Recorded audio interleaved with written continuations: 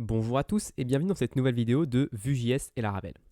Aujourd'hui, on va commencer un plus gros projet qui est une alternative à Disqus. Alors pour ceux qui ne connaissent pas, Disqus, c'est un système que vous avez sans doute déjà vu sur certains sites, certains blogs. C'est un système de commentaires qui se greffe à n'importe quel site. Donc vous avez un blog quelconque, WordPress, n'importe lequel, et vous pouvez greffer Disqus qui va vous fournir un système de commentaires clé en main. Donc tout le monde peut commenter vos articles, etc. Donc on va essayer de faire une solution qui est similaire à Disqus, mais cette fois-ci, nous, avec Vue.js et Laravel, et une API Laravel. Donc comment on va faire ça? D'abord, on a besoin d'un commentaire, enfin d'un modèle commentaire et d'une table commentaire pour stocker les commentaires des gens.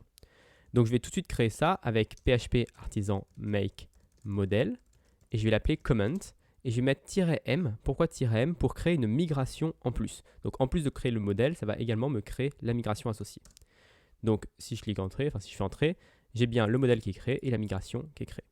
J'ai plus qu'à aller sur mon Sublime Text. Donc si je vais dans app comment.php, j'ai mon commentaire. Je ne vais pas avoir besoin forcément d'utilisateur pour le moment, donc je vais delete le file user et je vais juste garder comment ici comme modèle unique. Ensuite, si je vais dans database migrations, j'ai ma migration create comments table. Je n'ai pas besoin non plus de ces deux tables de user et de password reset, donc je vais les supprimer. Et je vais garder juste cette migration pour ma table comments. Qu'est-ce qu'il va y avoir dans ma table comments? Tout simplement, il va y avoir le nom de la personne. Donc ça va être une chaîne de caractères type name et ça va être le nom de la personne.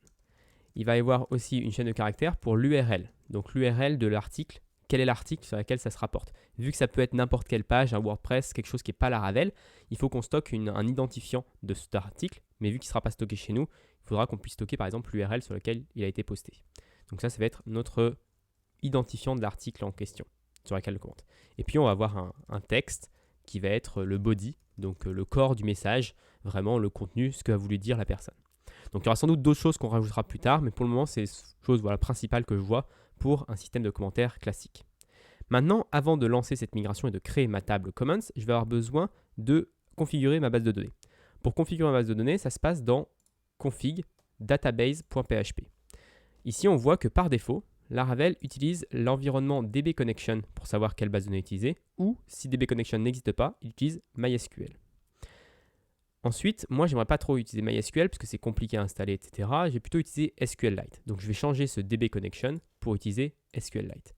Où est-ce qu'on change ce dbconnection? Si vous avez déjà vu ma première série, vous le savez, c'est dans le fichier .env. Donc, je vais dans mon fichier .env ici, et j'ai ici dbconnection égale MySQL. Donc, je vais remplacer ça par SQLite. Ensuite, dbhost, dbport, dbdatabase, username, password, je n'ai pas besoin parce que, justement, SQLite, c'est ça qui est simple. Il n'y a pas de base de données multiples, il n'y a pas d'utilisateur, il n'y a pas de mot de passe. Ensuite, si on regarde un petit peu la configuration de SQLite, il y a driver SQLite, c'est normal. Ensuite, la base de données, c'est le fichier dans lequel va être stocké les données. Et où est ce fichier? Par défaut, il utilise dbdatabase ou, si ça n'existe pas, il utilise database/database.sqlite. Donc, ça va être dans database/database.sqlite. Donc là, je n'ai pas de ce fichier-là, donc je vais le créer tout de suite. Je vais faire un new file et je vais l'enregistrer dans database.sqlite. J'ai besoin de le laisser juste vide, c'est très bien, et je referme. Donc j'ai juste ce nouveau fichier qui est présent ici. Et donc vu que la valeur par défaut me convient, je n'ai pas besoin de changer le db database. On ne va pas utiliser de préfixe, donc tout ça c'est bon. Donc une fois que ma base de données est configurée, je peux lancer la commande php artisan migrate pour lancer ma migration. Et là c'est bon, j'ai créé ma table comments dans ma base de données. Donc je peux d'un seul coup commencer à créer des commentaires. Donc là, je vais vous tester par exemple avec une petite ligne de commande que je ne vous ai jamais montré, je crois. C'est PHP artisan tinker. PHP artisan tinker, ça permet d'exécuter du PHP comme ça juste pour tester.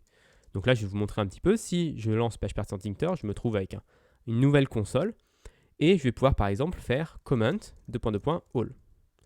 Et si je lance, on voit qu'on me dit all, rien du tout dans la base de données. Donc il a vraiment fait la requête.